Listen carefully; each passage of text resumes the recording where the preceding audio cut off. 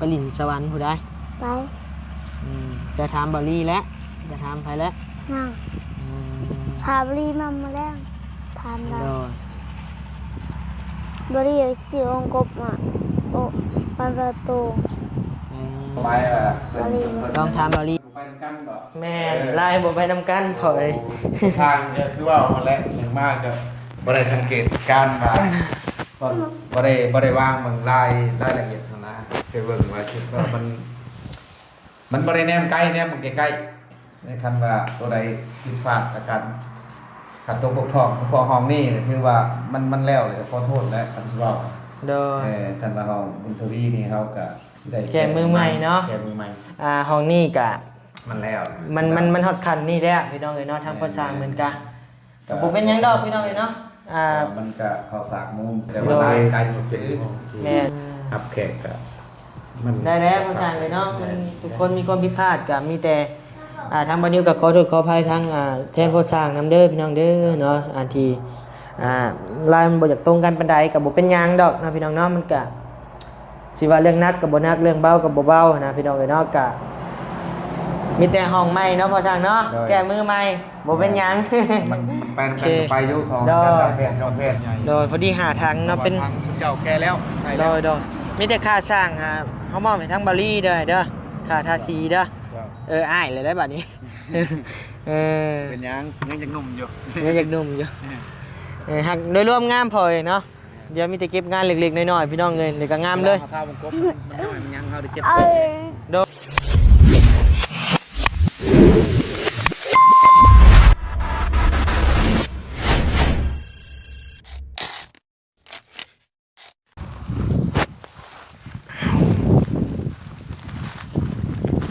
เฮ้ยบ่มีหรอกกินมีบ่คันโพมาคะแนนย่านบ่จักกะย่านอยู่จะคือจ่อยนะครับนี่จ่อยให้บ่มาจากมือล่ะ2มือบ่มาเห็นบัดนี้คือจ่อยลงว่ะบ่จ่อยเจ้ากินข้าวอยู่บ่กินมื้อกินข้าวท้องเสือแล้วใช่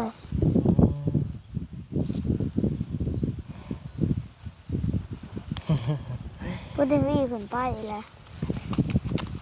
ไปใส่ไปเล่นบุญเด้อ้ายว่าสิมาถามเรื่องบวชเรื่องหยังอยู่แล้วไปแหละเพิ่นอย่าบวชแล้วบัดนี้ฮะเพิ่นว่าบ่บวชเอ้าบ่บวชแน่โดยว่าบ่บวชว่านำคลิปบ่รีเมื่อคืนนี่เด้เอ้าเพิ่นว่าบ่มีไผบวชให้ต้องถามพ่อแม่เฮามาจังสิบวชได้เพิ่นไปถามไผน่ะต้องมีพ่อแม่ต้องไปทำในพ่อบ้านต้องบวชได้คะแนนเพิ่นอยากบวชแนมจิตใจเพิ่นยังอยากบวชให้ก็สิพาไปได้อยู่หน่อยอ้ายสิไปผากพังน้ำเพิ่นไปถามพ่อเฒ่าเจ้าแล้วก็สิพาพ่อเฒ่าเจ้าไปผากพังน้ำเพิ่นหน่อยคะแนนเพิ่นยังอยากบวชอยู่ก็บวชให้สิพาไปบวชเลยมีทั้งแม่เพิ่นเนาะเพิ่นว่าสีซื้อเครื่องบวชให้สีสวยทำบุญนำเนาะบอกเราชวนให้พังเด้อเราว่าบัดนี้สิพาไปบวชคะแนนใจยังอยากบวชอยู่อันนี้เพราะว่ามีแม่เพิ่นเนาะพี่น้องเนาะมีแม่หักของไอเสี่ยงเนาะพี่น้องเนาะเพิ่นทักมาหาบัดนี้ว่าคะแนนน้องบุญทวีสิบวชแม่สิเป็นนั่นเจ้าศรัทธาให้หรือว่าเป็นอย่างเจ้าศรัทธาแหละเนาะพี่น้องเนาะชื่อผาชวงชื่อนั่นนี่แหละเพิ่นก็สิทำบุญนำเลยพี่น้องเฮ็ดพาข้าวลงวัดนำเลยว่าซั่นเนาะเฮ็ดบุญนำน้องบุญทวีว่าซั่นเอานบมือขึ้นหามสบายดีปะลุงเนี่ยสบายดีปะลุงถามเพิ่นดูกินข้าวแล้วบ่ข้าวแล้วบ่ปะลุงได้ยังกินเด้เนาะได้ยังกินเนาะคอมเมนต์บอกสายฟ้านี่เด้อบอกสายฟ้านี่เด้อว่าดูว่าอันว่าม่วนๆเด้อสบายดีปีใหม่เด้อพี่น้องเด้อว่าเบิ่งเด้อว่าเบิ่งอาจสิพาว่ามาแบบนบมือขึ้นครับสบายดีปีใหม่เด้อสบายดีปีใหม่เด้อพ่อแม่ FC พ่อแม่ FC มาทุกคนขอให้ร่ำให้รวยขอให้ร่ ร่ำให้รวย สาธุ สาธุ เออ เอาแล้วทางบันนิวก็ขอกราบทักทายสบายดีพ่อแม่พี่น้องเมื่อทุกคู่ทุกคนเด้อเนาะที่เข้ามารับชมบักคลิปบันนิวในมื้อนี้มาเป็นเนาะมื้ออื่นมื้อฮื้อก็เป็นฮอดมื้อปีใหม่เลยเด้อพี่น้องเด้อเนาะมื้ออื่นนี่เป็นมื้อวันที่31นี่บ้านบันนิวนี่เป็นเขาดาวน์นะพี่น้องเนาะส่งท้ายปีเก่าต้อนรับปีใหม่พี่น้องเลยเนาะมื้ออื่นนี่แหละเนาะใจไปลิ้นไสมื้ออื่น บ่ หึ บ่ เจ้าอยากไปน้ำอ้ายบ่ เด้อ น้ำบ่าวพาไปลิ้นไสบัดนี้ยามหนาวซ้ำชวนน้ำเขาก็ลอยน้ำบ่ได้แล้วมันหนาว ยามหนาว จะมีเงินเท่าไรจะสิให้น้ำบ่าวพาไปลิ้น พี่กี้เอวเหย้าให้แสนหนึง เงินจะฝากไว้กับบ่าวมาใส่เด้ 600,000 600,000 แล้วซื้อสากล่ะ อืม ซื้อสาก20,000เพิ่น20,000หรือ50เอาก็บ่รู้ ไปบ่ไปลิ้นนะบ่าวจะพาไป ไปอยู่ ไปลิ้นสวรรค์ผู้ใด ไป จะถามบ่ลี่แล้วจะถามไผแล้ว นั่ง อืม พาบรีมาแรงทานได้ โดย บรีสิองกบอ่ะโอ้ปันประตู อืม บรีวะ ลองถามบอลี่เด้อบอลี่สิให้ไปบ่คะแนนให้ไปแหละไปนอนเฮือนอ้ายแล้วกับมื้ออื่นสิพาไปลิ้นคะแนนว่าสิไป เลย ให้พาไปลิ้นอยู่ในเมืองสวรรค์พุ่นแหละพอดีแล้วไปกับณภัทรเลยร้านอ้ายร้านนาบ่าวคะแนนว่ามื้ออื่นเดี๋ยวทางบัดนี้ปรึกษากับอ้ายก่อนว่าถามอ้ายเพิ่นก่อนเนาะคะแนนน้องเพิ่นสิไปก็สิพาเพิ่นไปคะแนนว่าทางบัดเดี๋ยวปรึกษากันก่อนนะพี่น้องเนาะให้คำตอบบ่ได้น้องเอ้ยน้องเพิ่นก็อยากไปหาเปิดหูเปิดตา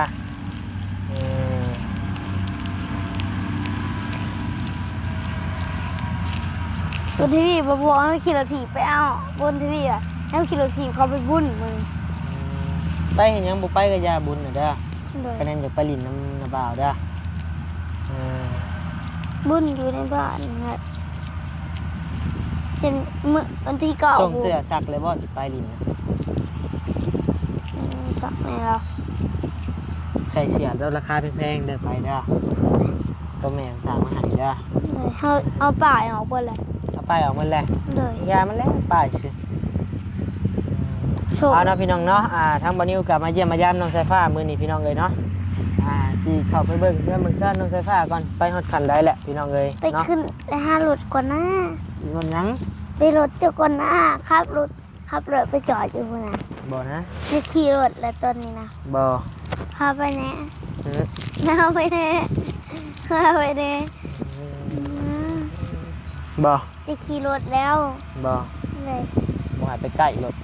พาไปแน่ บ่ พาไปเลยคลิปเดียวพาไปเลย เจ้ขี่ยังรถยามนี่ฮะ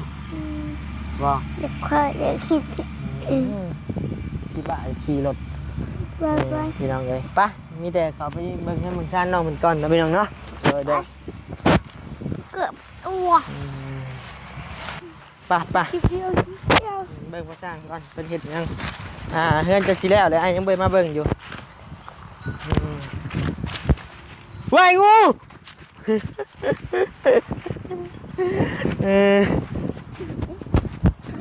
มาหาพ่อช่างก่อนมาพี่ เฮียเนี่ยแหละ สบายดีเด้อพ่อช่างโดยโอ้ยบ่เห็นหน้าเห็นตาลายมือแล แม่น งามดีเนาะเฮือนใช้ฟ้าก็ได้ผู้ แม่น อ่องต้องอยู่พี่น้องเลยเนาะไปใช้นะฮามมาพี่ก่อน มันแดด แดดป้าโถงามพี่น้องเลย ไผ่ ตัดขอบเรียบร้อยพี่น้องเลยเนาะ ไผ่เขาดังแต่เมื่อวานยังมุมมอดอยู่ ดังไฟอยู่ใส่ เด้นี่นะเขาดังแต่เมื่อเช้านี่ ใช่เอามือพาน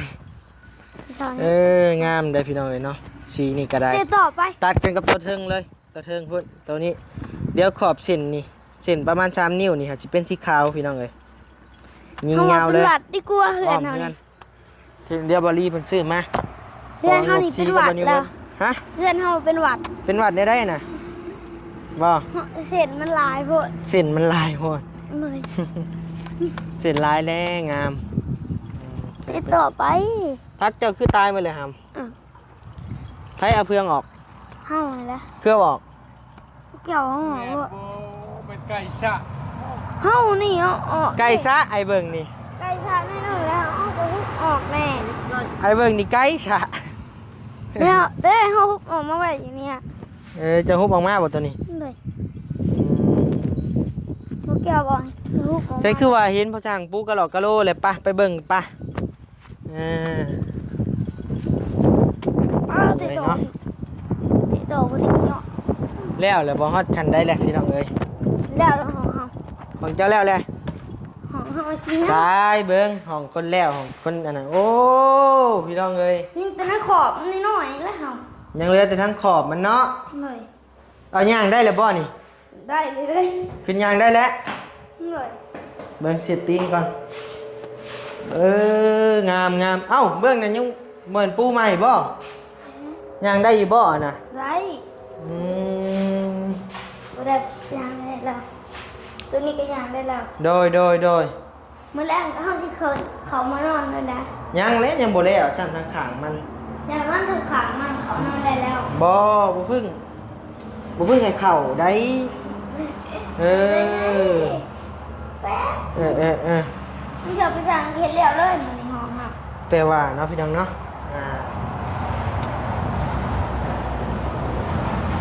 ลายมันบ่ค่อยตรงกันปานใดพี่น้องเอ้ย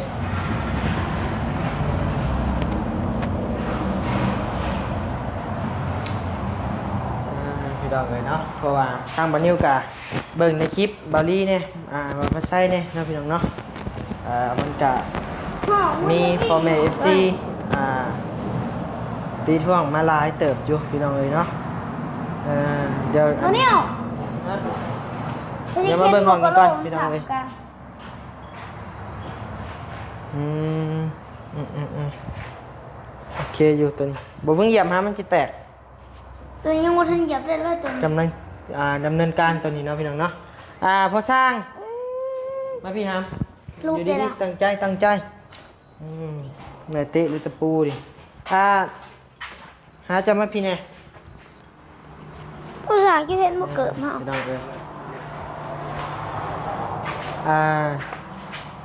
เขาเห็นเพิ่น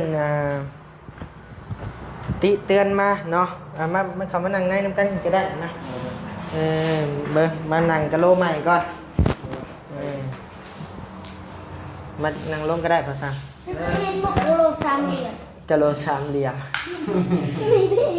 เห็นบอกสามเหลี่ยม ทางเฮาเนาะภาษาเนาะ ได้เจ้าสวัสดี โดยแล้วก็เฮาเห็นเรื่องคอมเมนต์เนาะเพิ่นถามถามเรื่องกะโลนี่แหละภาษาเลยเนาะมันก็ลวดลายมันก็บ่อยากคือกันปานใด โอ้ เออ ได้ มันก็ ของเฮา กับเพิ่นก็ซักมาหาเฮาอยู่เนาะมันก็ นี่ตัวเฮาก็โล มันลายบ่คือกันปานใดแต่ก็บ่ลายแฮงปานใดดอกพี่น้องเอ้ย นี่ เนาะ เจ๊เห็นบอกโลสี่เหลี่ยม ก็ ขาเหลี่ยม ลายน้ำเนาะกะโลลายน้ำมันก็ลายมันบ่ซึ้งเนาะพี่น้องเนาะ คือว่าความหมายว่าเพิ่นเนี่ยมันบ่ไปนำกันบ่ แม่นลายบ่ไปนำกันถอย ทางเนี่ยคือว่าหั่นแหละอย่างมากก็บ่ได้สังเกตการณ์ว่าบ่ได้วางเบิ่งรายละเอียดซั่นนะไปเบิ่งว่าคิดว่ามัน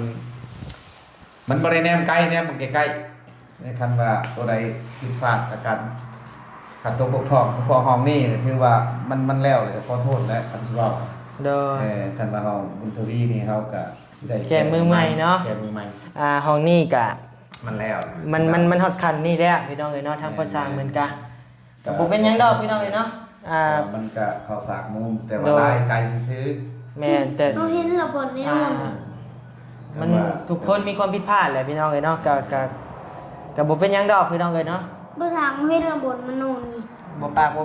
แ เดี๋ยวไอ้สิลมเวียกก่อนเนาะก็มีแต่ห้องนั่งเนาะพอเนาะเดี๋ยวแก้มือใหม่ วันนี้ผมไปหาเกิดพ่อก่อน บ่เพิ่งไป เอาไว้ แก้ไม่ได้เพราะว่า โดย ก็แล้วเพราะว่าเขา ก็ ใส่ คือว่าแล้วพออันทั้งพ่อช่างมันก็ สิว่าได้มัน เฮาก็อันหนึงผู้เดียวก็เฮาบ่ได้วางลายมันที่ แม่ ว่าตัวที่จุดนำ ขึ้นบ่ถึงนะเบิ่งนี่ ก็แกะออกมาเลยคือว่าจวดนั่นแหละเพราะว่าเฮาก็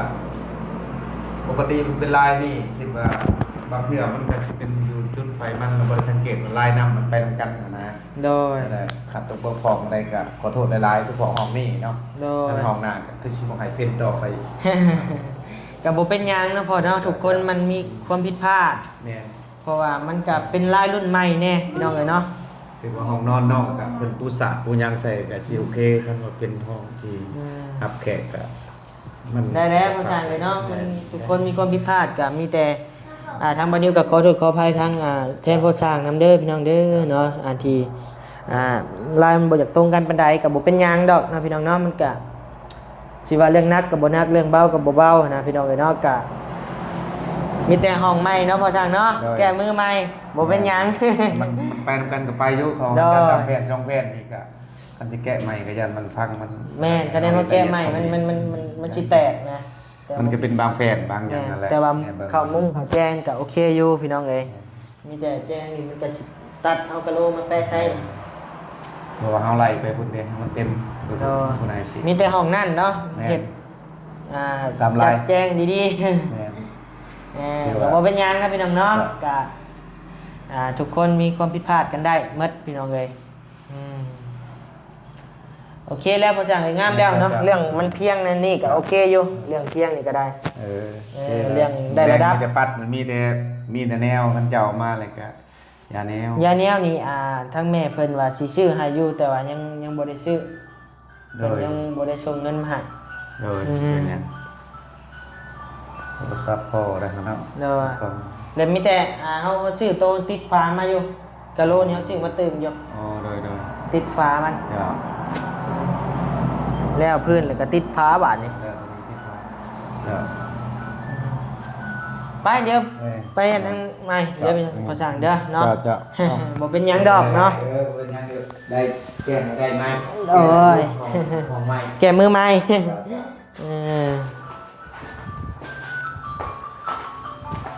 นี่ก็ห้องนี้พอสร้างเพิ่นก็แก้ใหม่แล้วตรงรอยกันแล้วพี่น้องเอ้ยเนาะนี่บัดนี้เอามาเทียบใส่ตัวนี้ให้มันซื่อแบบนี้เลยพี่น้องเอ้ยลายน้ำมันเนาะนี่แบบนี้เลยตรงกันความผิดพลาดพี่น้องเอ้ยเนาะบ่เป็นหยังดอกเดี๋ยวห้องนี้พอสร้างสิแก้มือให้ใหม่เนาะพี่น้องเนาะเอาแบบงามๆเลย โอเคพี่น้องเอ้ยเนาะงามบ่ห้องเจ้างามบ่ ทำอยู่ งามไปเบิ่งมุมนอกเพื่อนจะปันนะบ้างยังบ่ได้เห็นจำได้เดี๋ยวถามพ่อสร้างก่อนพ่อสร้างทาสีมันจะครั้งแหละมันจะครั้งแหละทาสีครับเบิ่ง ทางชีทางได้ทางชีนี่เบิดเบลอได้หาทางนี้ไปทาง สีห้องพื้นก็เหลือน้อยหนึงเนาะ ชีนี่ก็ยังไงหนึ่งมอนี่เบิดละมอนี่ยังชีตัวนี้มอเลย ไปทำพ่อสร้างไปรวมหมดแล้วทามันจะครั้ง ได้ชีตัวนี้ โดย เด้ อย่ามันไปปิดเมียน ขนมแกล้ชีก็ได้ชีช็อกโกแลตได้ โดยไป ช็อกโกแลตหอม วางเหยียบเล็กตะปู เขาจะเกิดมาแล้วได้ผลทาง งามโดยรวมงามพี่น้องเลย ตั เนาะ วเห็น ได้แล้วเนาะพี่น้องเลย ได้ผลทางผลทาง อาดาพ่อสร้างเขาอยากถามเจ้าเรื่องสีจะทามันจะขังแหละ โอ้มาแล้วก็ยังแต่ประมาณ2ลิตรเด้ตัวว่าได้เก็บสิบ่ได้เบิดหาทาง โอ้พอดีมืดแต่จงไว้แต่เก็บซื่อ มืดหาทางบ่หรือสี่ทาง ๆเพราะว่ามันเอาไรคันชื่อว่าเป็นนั้นมันพอดีกระเทินหั่นนะพอดีน้อยเดียวนึงปาจิท่าเอาจนเบิด เขาชื่อสีมาสี่ทางดี เออ หาทางห้องพื้น แม่น4ห้องพื้นทั้ง2 โดย 4ทางหันพอดีอัน3ทาง โดยแต่สีน้อยเจ้าใบไล่เนาะ บ่ โอเค เป็นไรควงกับตัวใหญ่ โดยพอดีหาทางเนาะเป็น ทางสุดเก่าแก่แล้วได้ โด แล้ว ยมีแต่ค่าสร้างเฮามอบให้ทั้งบาลีเด้อค่าทาสีเด้อ ครับ อ้ายเลยได้บัดนี้ เป็นยังจังหนุ่มอยู่ ยังอยากหนุ่มอยู่หักโดยรวมงามพอเนาะเดี๋ยวมีแต่เก็บงานเล็กๆน้อยๆพี่น้องเลยเดี๋ยวก็งามเลย ท่าวงกบมันน้อยมันยังเฮาได้เก็บ เอ้ย โดย นั่งมอง งามเป็นแนะนำท่อน้ำคือฮักอีเลยครับ มากไป เพิ่น เดี๋ยวเห็ดใหม่ให้เอาท่อ2 ช้อนรถบัดนี้มันจังแข็ง โมยู อยู่ เจ้าน่ะเจ้าต้องเอาไผ่มาลวดถอให้อันนั้นถอมันเปื่อยนิดหนึ่ง ไปมาพี่ ลอง ไป มันจะขุ ไป เบิ่งก็สิเข้าไป มาเห็ดเอง ไปเบิ่งเงินไป น้ำปะทำไมเด็ก งามพี่น้องเลยโถ่ เจ้าของใหม่ได้ อีหยังนี่หาม ก็สอบเลย กระสอบอีหยังอันนี้ ก็สอบปูน โอ้กระสอบปูนแล้วล่ะ น่ะ เบิ่งมาเห็ดหยังไม่สุกเห็ดหยัง แกะ สบายดีเด้อ แกะ ไม่สุกเด้อ ใส่แกะไอ้ ใส่แกะ เออก็ แกะยังหาม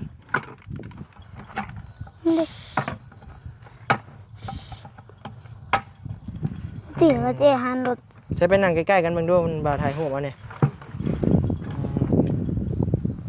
เดินจุกไปอาบ ย น้ำ กมือขึ้นใช้ฟ้าโอเคงามพี่น้องเอ้ยเรียนใช้ฟ้าเนาะใกล้ๆกี่เจ้าเด้ใช้ฟ้าสะออนจะเด้เนาะเนี่ยพ่อตุ๊โต ไผเอาให้นะ บ่ยาว เออ บ่ยาวเงินบ่ยาวทางใดพ่อ โดย เงินไหนน้ เอาเงินให้น้ำ100,000พร้อม ได้ โธ่อยากได้คือเจ้าเด้สะออนเจ้าเด้เนาะเงินก็ได้งามเงินก็ได้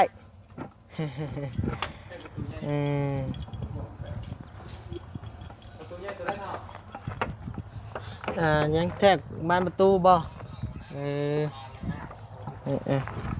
เอาได้นะเบาอันพี่จบคลิปได้บัดนี้ได้ ำอ้าว